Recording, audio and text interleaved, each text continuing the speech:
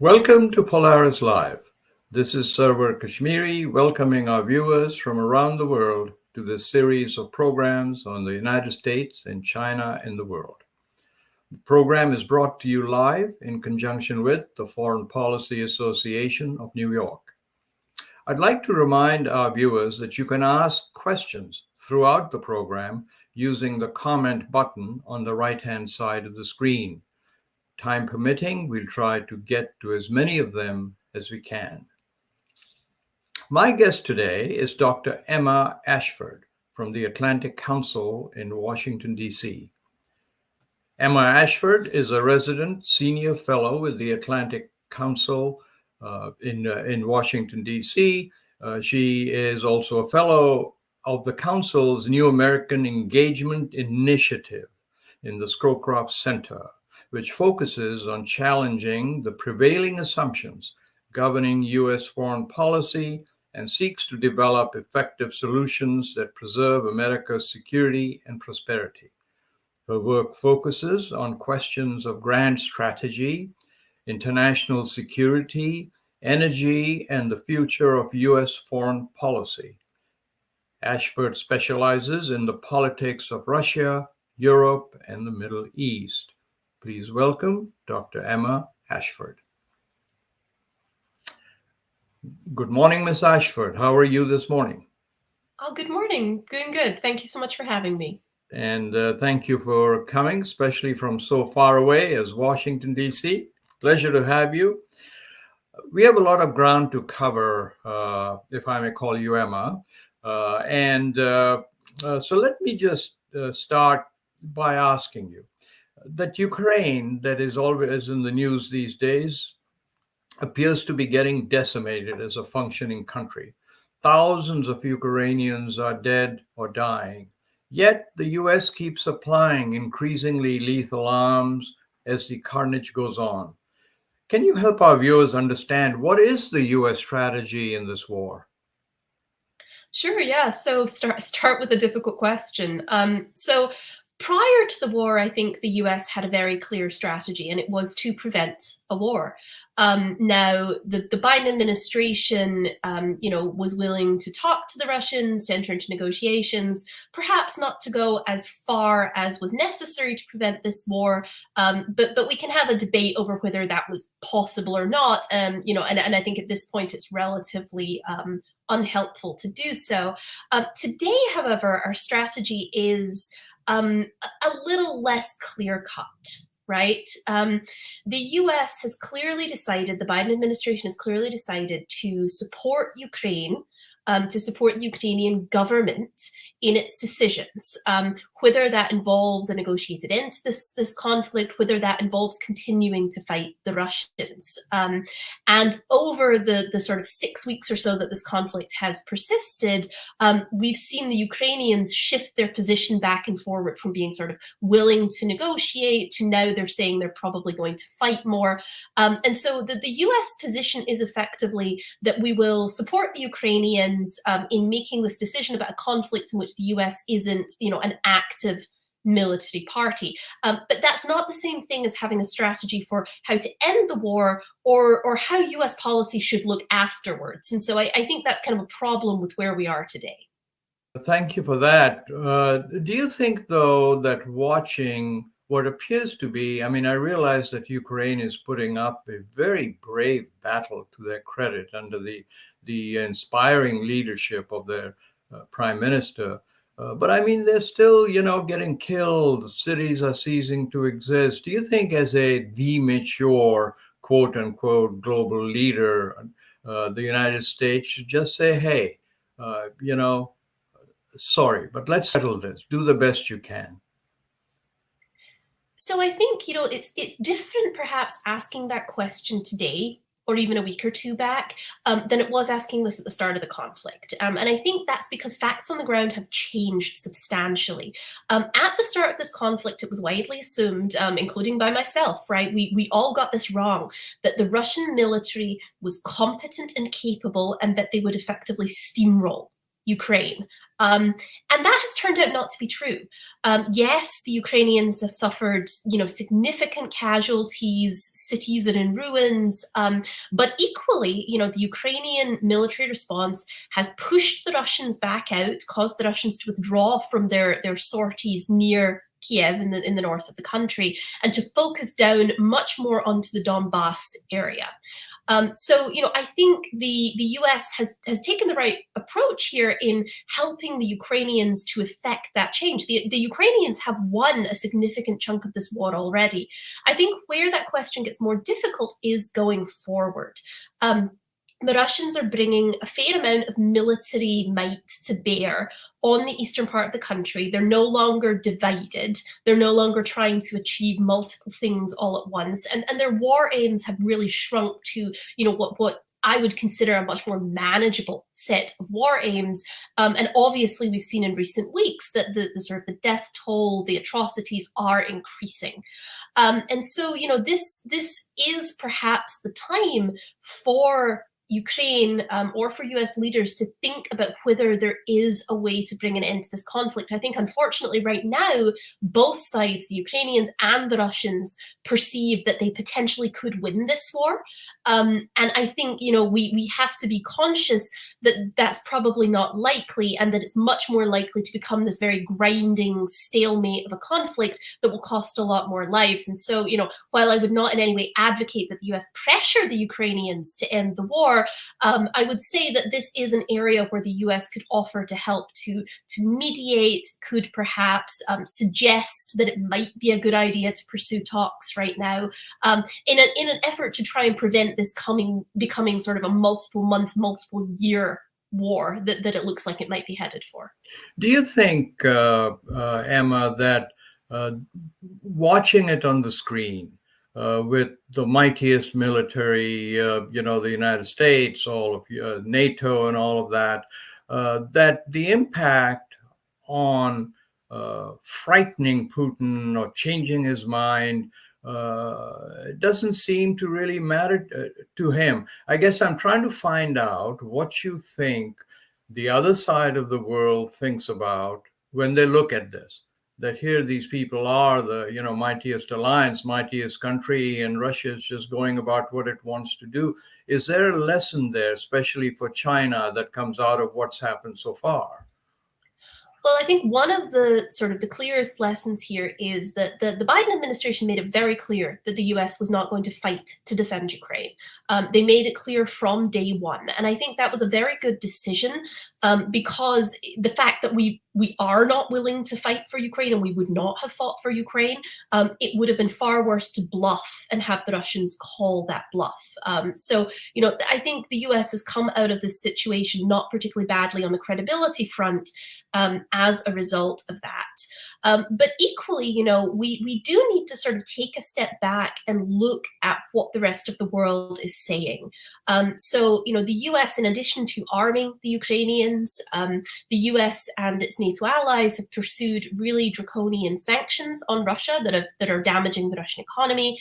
Are trying to take political steps to sort of push back on Russia and punish it for this invasion. And, those have been moderately successful, but it's very notable that those have only been joined effectively by Western states and by a few other US allies, notably Japan and South Korea. So we see the Indians at the Security Council and elsewhere taking a much more non-committal approach where they criticize the invasion but don't want to put sanctions in place. We see the Chinese sort of getting a little closer to the Russians. And so the global picture is not nearly as unified as the picture in the West is. Right.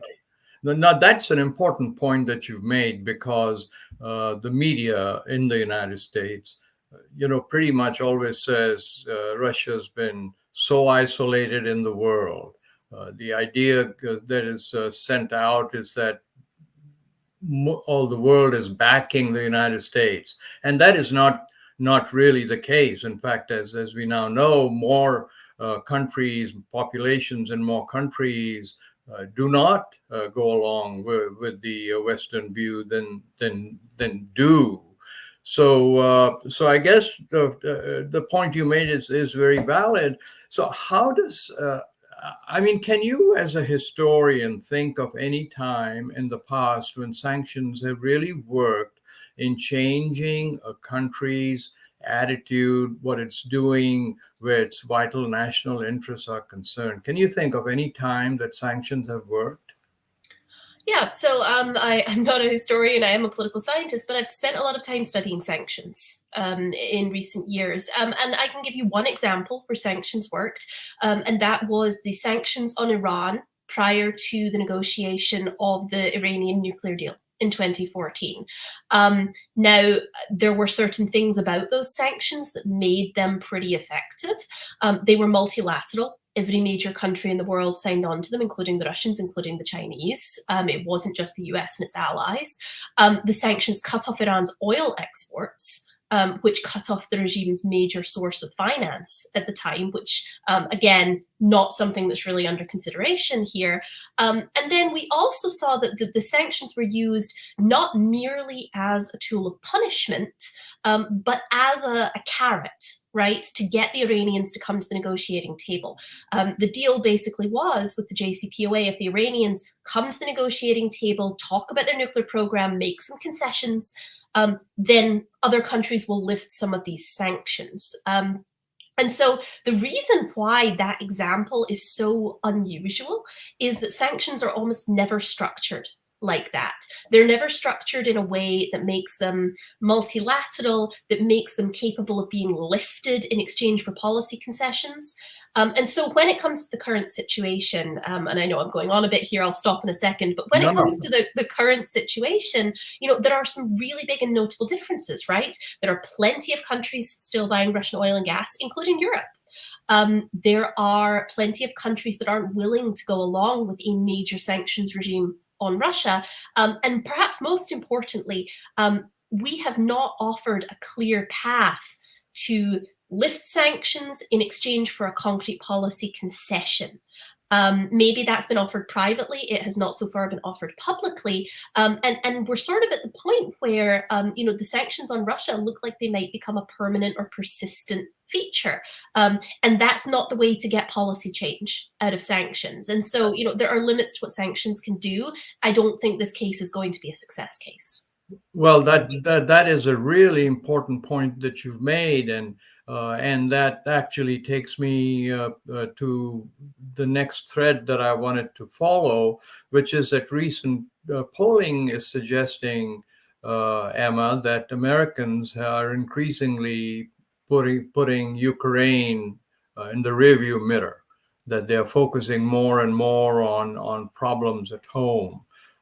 And I was looking at this Republican primary that's going on, in which Mr. J.D. Vance, who wrote that book, Hillbilly Elegy, who is the Trump candidate, is openly saying that, if I make it to the Senate, I'm going to put a stop to this. We should be focusing on American problems.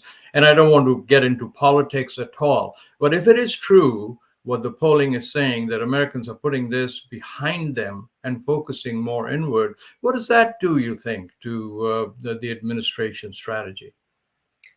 Yeah, so I guess let me say three things here. So one is that I think you are right. The polling is correct. Americans do seem to be sort of putting Ukraine behind them, and this is in many ways a reflection of, I think, that the American public has become very war weary over the last couple of decades, more insular, more focused on domestic problems. And, while we see spikes of interest in what's going on abroad, as we did at the start of the war, that was 6 weeks ago now. And, I think the Biden administration will find it difficult to sustain public support for anything particularly costly when it comes to supporting Ukraine. And so my second point here would be that thus far, US support for the war in Ukraine and for the Ukrainians has not been hugely costly.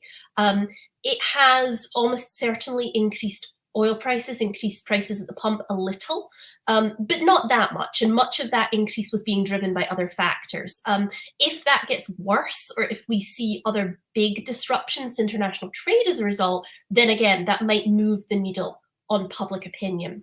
And then my third point, which I'm happy to talk a little more about, but on the question of partisan politics here, it's notable in recent years that we've seen partisan issues arise in foreign policy.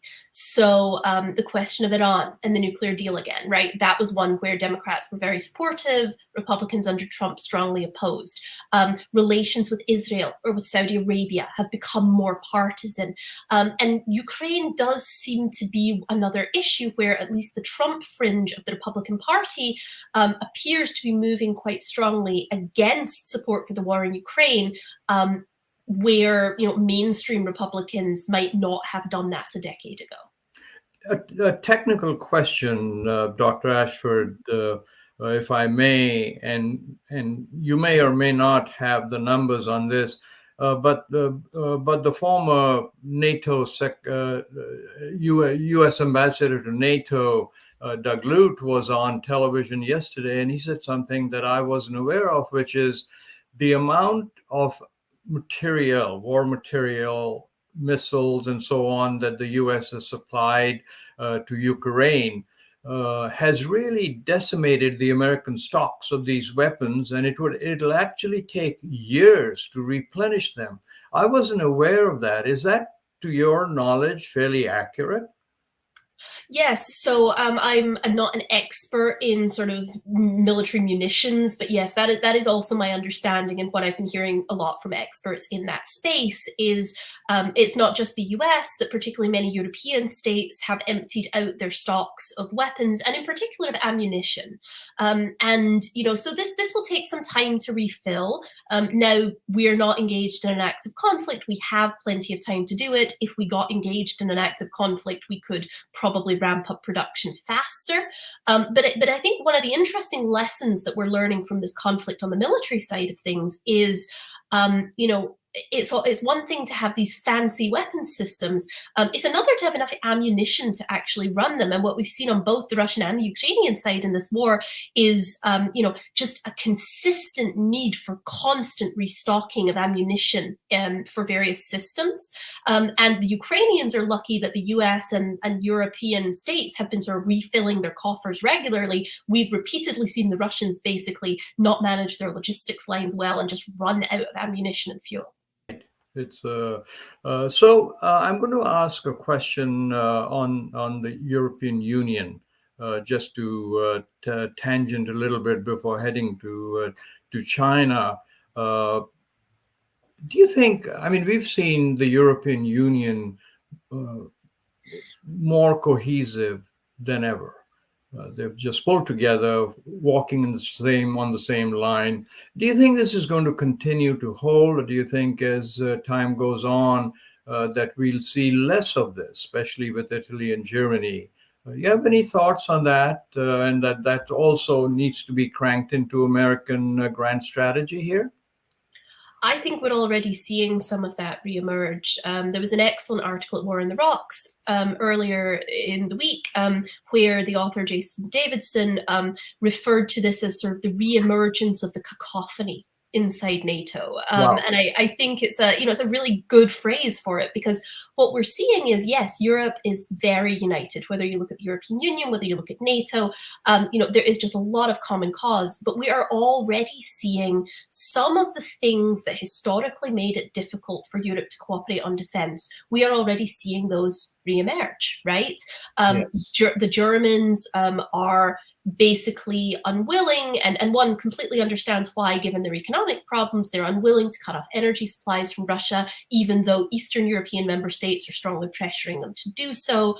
There are disagreements on what the Germans, they're cranking up their military spending. What are they going to spend it on? Who will take the lead in European defense? So none of these big questions have gone away. I think what has changed is the threat perception from Russia has increased somewhat across Europe, and hopefully that will make it slightly easier to overcome some of these problems going forward. But the thing that I worry about is the US just sort of stepping in to fill the gap on a long-term basis would take away the need for European countries to actually figure out how to overcome those problems, and would solve the problem, but not in a way that would necessarily be good for US interests. Right. which is kind of historically how things have taken place, right? With the U.S. Bailing Yes. things out when they show. Staying on this just a while longer, do you think that the West, especially the U.S., should have been more sensitive to Russia's perception of their vital security interests? And I'm talking here about the expansion of NATO eastwards. Now, that happened some years ago, but Ukraine brought it back under the magnifying glass. Do you think we should have been more sensitive to what Mr. Putin was saying? So I think at this point, I mean, it's very hard to come out and say that because, Russia has invaded a sovereign country and killed thousands and thousands of Ukrainians. That is not a legitimate security interest that any state has.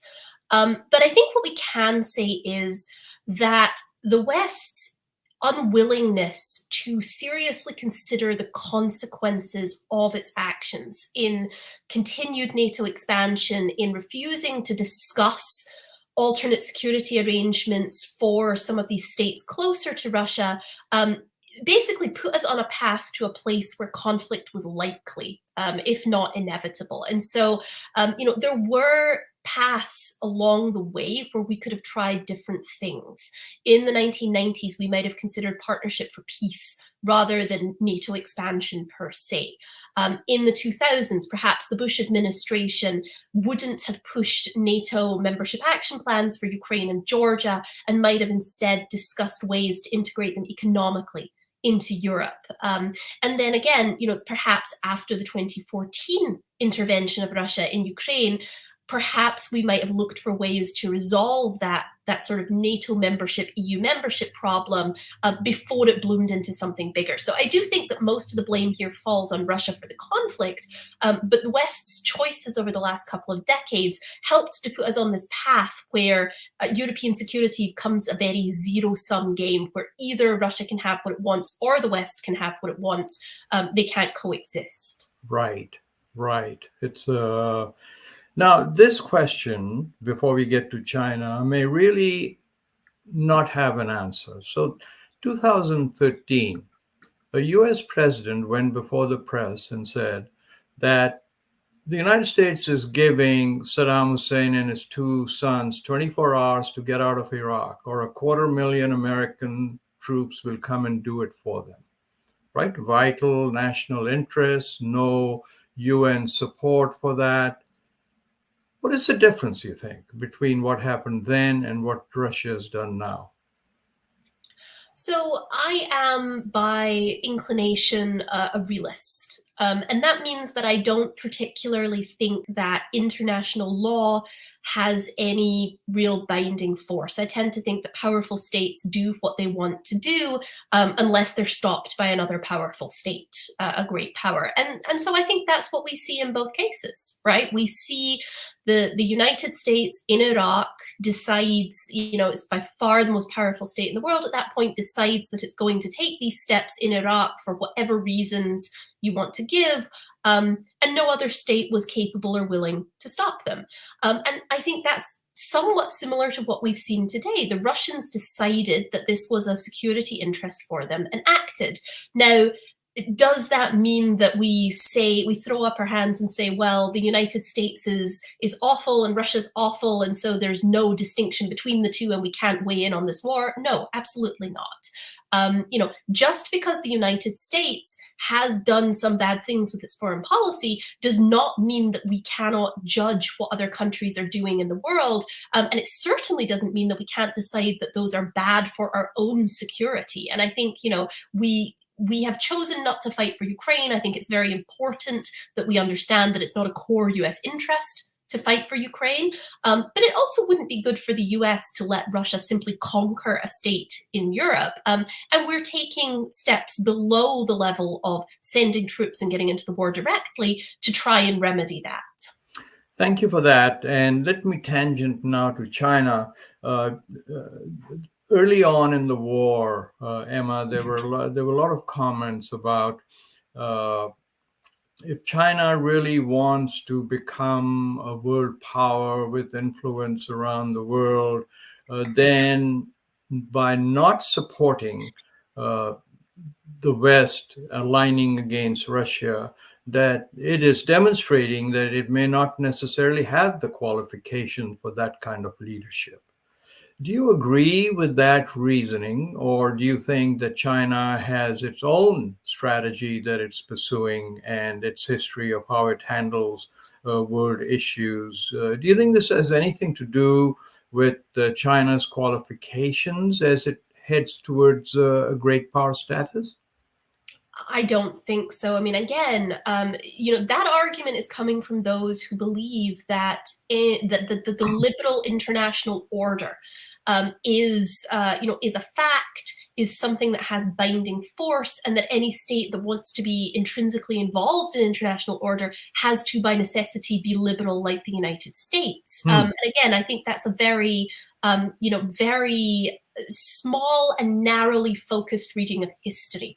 Even during the peak period of the liberal order, it was not liberal in many regions of the world. And so, I tend to focus far less on, China isn't stepping up to its responsibilities here, and far more on the problem that, China has pulled closer to Russia in this.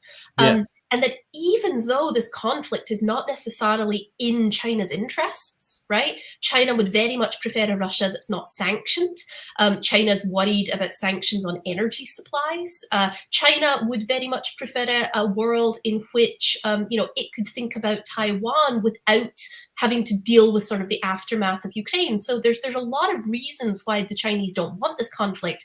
But because they are increasingly pushing away from the US, and the US is increasingly pushing them away, they have drawn closer to Russia as a result. And so I think from a grand strategic point of view, the question is not whether China is not stepping up and doing what we might want them to do. The question is, how do we stop them from pulling further away? And how do we stop this from turning into a very bifurcated world?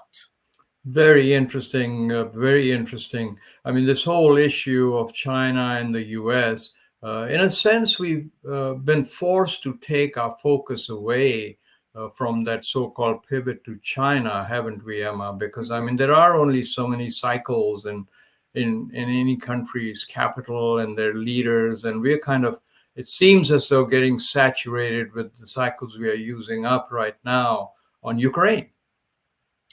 Yes, and I think we have started to see some pushback in that. So just in sort of internal DC politics, we've started to see people making the argument that, that we really do need to turn and focus on China, even given this conflict in Ukraine. Right.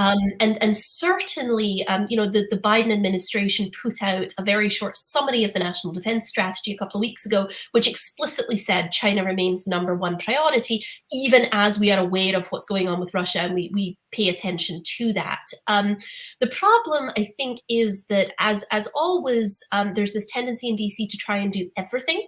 Yes. And while there are a few people calling for prioritization, I think the administration wants to keep doing what it's doing in Europe and sees that as necessary, and simultaneously sees sort of building up in Asia as a priority. And so Right. I think over the long term, we probably can't sustain both, and somebody is going to have to at some point make a choice about that. And that sort of brings me back to the earlier point about, if the administration continues in Europe to provide what Europe needs, rather than asking the Europeans to step up, this may end up bad for us, I think, in that we won't be able to sustain both.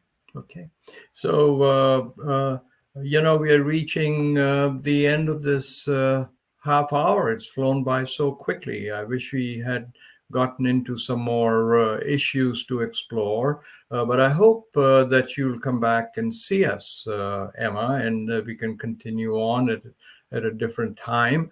But let me just say that you've been so forthright and so enlightening on this difficult issue that I think a great vote of thanks to you, and thank you so very much. Thanks so much for having me. It's been a great conversation. Thank you.